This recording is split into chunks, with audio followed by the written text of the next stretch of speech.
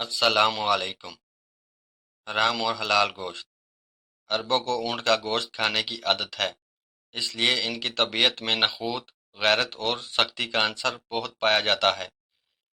ترکوں کو گھوڑے کا گوشت کھانے کی عادت ہے، اس لیے ان میں طاقت، جرات اور اکڑ پن کا عنصر زیادہ پایا جاتا ہے۔ انگریزوں کو خنزیر کا گوشت کھانے کی عادت ہے، اس لیے ان میں فحاشی وغیرہ کا عنصر زیادہ پایا جاتا ہے۔ حبشی افریقی بندر زیادہ کھاتے ہیں، اس لیے ان میں ناچ گانے کی طرح ملن زیادہ پایا جاتا ہے۔ ابن قیم رحمۃ اللہ علیہ فرماتے ہیں، جس کو جس حیوان کے ساتھ انس ہوتا ہے، اس کی طبیعت میں اس حیوان کی عادتیں غیر شعوری طور پر شامل ہو جاتی ہیں، اور جب وہ اس حیوان کا گوشت کھانے لگ جائیں تو اس حیوان کے ساتھ مشابہت میں مزید اضافہ ہو جاتا ہے۔